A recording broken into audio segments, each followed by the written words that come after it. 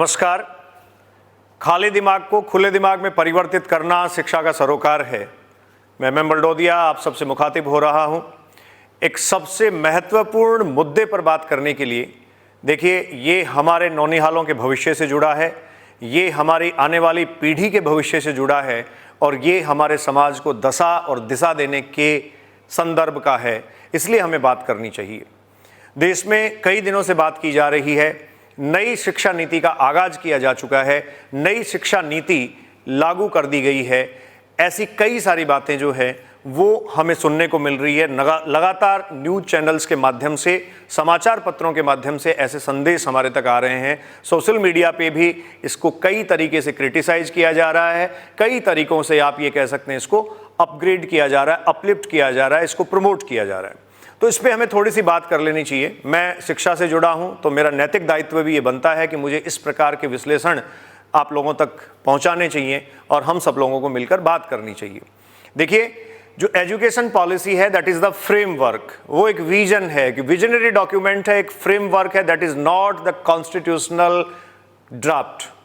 सरकार की निष्ठा पर पूर्णतः निर्भर करता है, सरकार के मंसूबों पे ये पूरी तरीके से निर्भर करता है कि वो कब तक इसको लागू करे, कितना लागू करे। हाँ, लेकिन इस पहल की भूरी भूरी प्रशंसा की जानी चाहिए, इसकी सराहना की जानी चाहिए, इसकी मुक्त कंठ प्रशंसा की जानी चाहिए कि लंबे अरसे बाद एक प्रयास किया गया।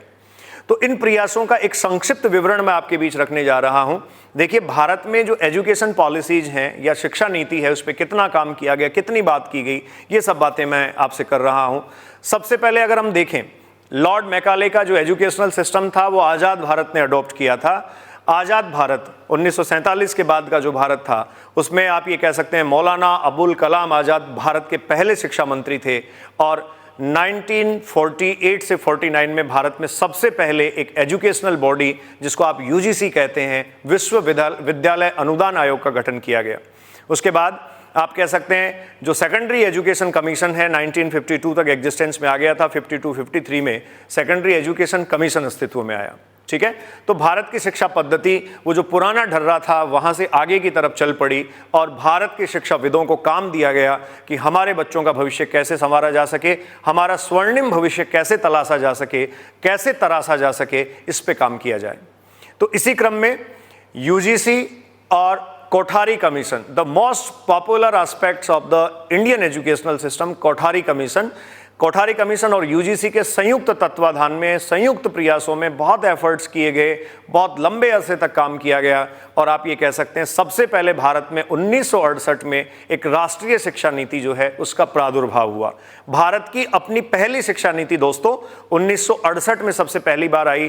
तत्कालीन प्रधानमंत्री इंदिरा गांधी ने इसको भारत के लोगों के बीच इंट्रोड्यूस करवाया। ये जो 1968 की फर्स्ट एजुकेशनल पॉलिसी थी, फर्दर इसमें अमेंडमेंट होते रहे। इसके ठीक बाद आप ये कह सकते हैं 1986 में राजीव गांधी के टाइम इसमें अमेंडमेंट हुए, इसमें कुछ परिवर्तन हुए। नरसिम्हा राव सरकार में भी इसमें कुछ परिवर्तन हुए।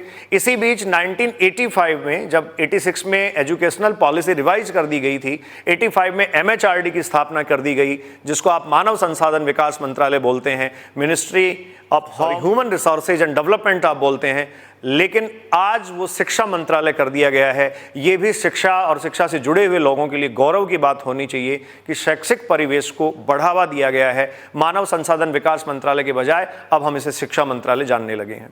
तो 1992 में अमेंडमेंट हो गए।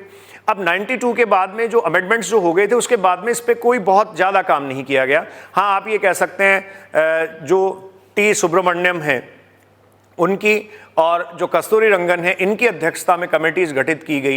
इन कमेटीज ने भी काम किया। 2016 तक अपना ब्यौरा इन्होंने प्रस्तुत किया। पार्लियामेंट की एक स्टैंडिंग कमेटी ने भी 2016 और 19 में एक ब्यौरा प्रस्तुत किया। तो लगातार काम होता रहा, लेकिन सरकारों की ढुलमुल नीति रही। सरकारें कितना इस पे फोकस कर पाती और कितना काम कर पाती, ये हम सब पे भी निर्भर करता था। तब भी करता था, आज भी करता है। लेकिन नई शिक्षा नीति को लेकर न आज हम इतने सजग हैं, न कल हम इतने सजग थे। तो 1992 के बाद एक तरीके से जो कहा जा रहा है ऑन रिकॉर्ड और ऑन डॉक्यूमेंट, इन पिछले 34 ईयर्स में आप स्टूडेंट्स कह सकते हैं। 92 के बाद जो है वो किसी तरीके का कोई अमेंडमेंट नहीं किया गया या किसी तरीके का कोई, आप ये कह सकते हैं, शिक्षा नीति को लेकर बात नहीं करी गई। ये पूरी तरीके से तो सही नहीं है, लेकिन ऑन रिकॉर्ड डॉक्यूमेंट्स के हिसाब से देखा जाए तो एक लंबे अरसे बाद पूरी तरीके से एक पूर्णकालिक शिक्षा नीति का उदय हुआ। अब ये स्कूल एजुकेशन और कॉलेज एजुकेशन में बदलाव लाने के लिए है। ये हमारी एलिमेंट्री एजुकेशन से लेकर हायर एजुकेशन में बदलाव लाने का एक शुरुआत है, निश्चित तौर पर प्रशंसनीय है। स्कूल एजुकेशन में इसमें जो चेंज किया जा रहा है, इसके जो मेन ऑब्जेक्टिव्स स्कूल एजुकेशन के हैं वो हैं स्टूडेंट्स का जो करिकुलम है उसको रिड्यूस करना और बच्चों की, स्टूडेंट्स की जो लर्निंग है उसको बढ़ाना, स्कूल से ड्रॉप आउट्स को रोकना। तो आपने एक सुना होगा, इन दिनों चल रहा है, पॉपुलर है, स्कूल एजुकेशन सिस्टम जो 10+2 था अब उसकी जगह 5+3+3+4 सिस्टम इंट्रोड्यूस करवाया जा रहा है। हायर एजुकेशन और कॉलेज एजुकेशन के लिए आप आजकल सुन रहे होंगे multiple entry and exit system लागू कर दिया गया है। ये इसके साथ साथ आपको मल्टी डिसिप्लिनरी एजुकेशन दिए जाने का प्रावधान किया गया है। तो ये सब जो है वो निश्चित तौर पर बहुत अच्छी बातें हैं। स्कूल एजुकेशन और कॉलेज एजुकेशन में कैसे बदलाव हैं, इन बदलावों की समीक्षा की जानी चाहिए। तो मैं एजुकेशन पॉलिसी से रिलेटेड आगे के 2 वीडियोज में सेपरेटली, एक में स्कूल एजुकेशन के अमेंडमेंट्स और दूसरे में कॉलेज एजुकेशन के अमेंडमेंट्स पे आपसे फिर मुखातिब होऊंगा, फिर आपसे बात करूंगा। अभी एक, आप कह सकते हैं, संक्षेप में एक साफ विश्लेषण के तौर पर मैं इतना कह सकता हूं कि इस नई शिक्षा नीति में बहुत सी खूबियां हैं। अगर अक्सर से लागू कर दी जाए तो निश्चित तौर पर यह भारत का स्वर्णिम भविष्य बना सकती है। अगर सरकार की पूरी निष्ठा हो तो निश्चित तौर पर यह बहुत अच्छी साबित हो सकती है। लेकिन इसमें जो मुझे बड़ी खामियां दिखाई देती हैं वो बड़ी खामियां हैं, यहाँ कमर्शियलाइजेशन को प्रमोट किया जा रहा है।